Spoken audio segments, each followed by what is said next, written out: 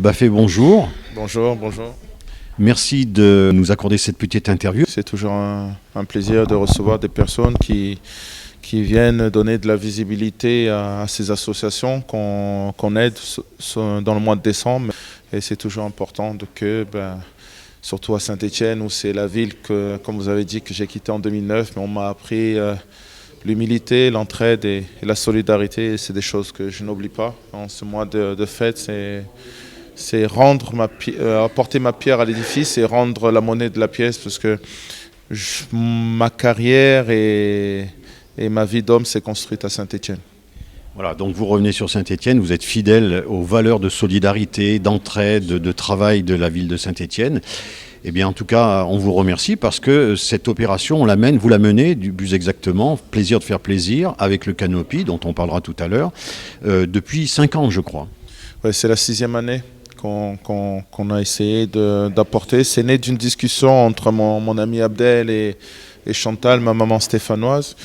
Quand je quittais la région, je me suis dit j'aimerais bien un jour essayer par des actions aider la ville. En tant que footballeur, on a toujours un impact sur les personnes, et donc j'ai décidé de rendre tout cet amour que j'ai reçu de la part des Stéphanois, toute cette éducation que l'ASS m'a donnée à travers ce geste et notamment de l'appeler le plaisir de faire plaisir. Donc voilà, j'aimerais bien un jour prendre les rênes d'un club ou prendre la direction sportive. On verra les opportunités que j'aurai. En tout cas, ce qu'on espère, c'est que ce soit un jour Saint-Étienne qui vous fasse des belles propositions. Alors aujourd'hui, donc, il y a plusieurs associations qu'on va découvrir. Vous allez offrir combien de repas aujourd'hui ? Aujourd'hui, c'est 125 repas à plusieurs associations. Il y a France Bénévolat. On essaye d'avoir une bonne dizaine sur l'ensemble du mois de décembre. Mais en tout cas, on vous remercie beaucoup pour cette participation. On ne vous oublie pas et vous faites en sorte que cette solidarité elle perdure à Saint-Étienne. Merci beaucoup. Merci.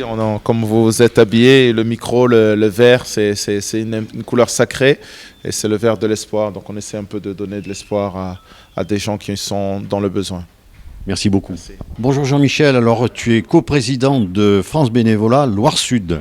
Absolument, avec Christine Besson. Est-ce que tu peux nous expliquer quels sont les objectifs, comment ça fonctionne ? Eh bien, les objectifs, c'est heureusement, nous avons Bafé Goumiz qui offre ses 125 repas par semaine.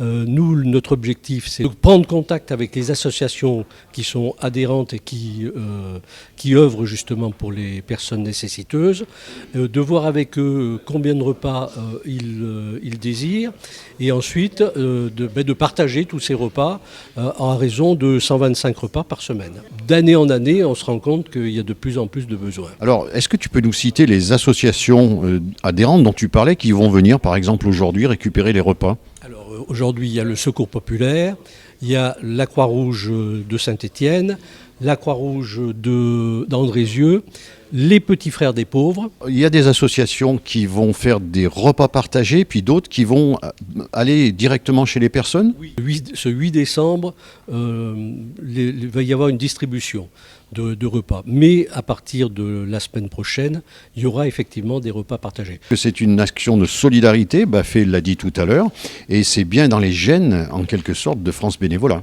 Absolument. France Bénévolat est là. Enfin, son objectif principal, c'est de mettre en relation les bénévoles qui viennent nous rencontrer dans nos associations adhérentes. Mais on fait tout un tas d'autres choses. On a fait, ce 5 décembre, on a fait une opération qui s'intitulait « Et si les associations disparaissaient ?», où nous avons reçu un certain nombre de bénévoles et d'associations, ainsi que les représentants de la mairie et notre député Pierrick Courbon. Je vous remercie. Moi, je pense qu'on peut féliciter tous les bénévoles qui sont à la manœuvre, en quelque sorte. Et puis, rendez-vous lundi prochain, du coup. Absolument, à lundi prochain. Nous sommes dans la cuisine du Canopy avec tout le staff qui prépare rapidement les repas. Alors, Abdel, qu'est-ce que vous avez préparé aujourd'hui ? Alors aujourd'hui, en entrée, on a un velouté d'épinards avec un œuf parfait, Et c'est velouté d'épinards et pommes de terre, avec un œuf parfait. En plat, c'est un filet de lieu, riz basmati et une sauce tomate et petits légumes. Et en dessert, un fondant chocolat orange avec une crème anglaise. C'est la première fois que vous êtes là? Ça doit faire 8 ans. J'habite en Andrézieux. Je suis toute seule. Je suis seule. Même en habitant en HLM, on est toujours seul. C'est pire en HLM même. Il y a du monde, on peut discuter. Mais c'est surtout parce que je connais du monde. C'est pour ça. Je connais les mamies là-bas. Les mamies là-bas, les petites mamies là-bas. Je suis contente de se retrouver. Oui, voilà. Bien, bonjour Pierre. Alors, est-ce que vous pouvez nous expliquer, vous êtes l'un des responsables donc des petits frères des pauvres, la section de Montbrison. Est-ce que vous pouvez nous dire un petit peu comment ça fonctionne? L'équipe des petits frères des pauvres de Montbrison, c'est une vingtaine de bénévoles qui accompagnent également une vingtaine de personnes accompagnées en situation d'isolement. Nous, notre mode d'action, c'est de visiter régulièrement des personnes qui étaient en déficit de vie sociale, qui étaient isolées. Nous, ce que nous apportons, c'est une reprise de contact pour des personnes âgées qui n'ont plus cette vie. Et nous avons trois types d'activités. Celle que vous voyez derrière nous, qui est un accueil collectif. On a des visites régulières. Et puis on a aussi parfois des vacances qui sont proposées dans des institutions des petits frères des pauvres qui permettent justement d'avoir aussi un moment pour ces personnes de qualité et qui justement leur permettent de reprendre confiance en elles et de reprendre confiance de leur capacité à vivre en société.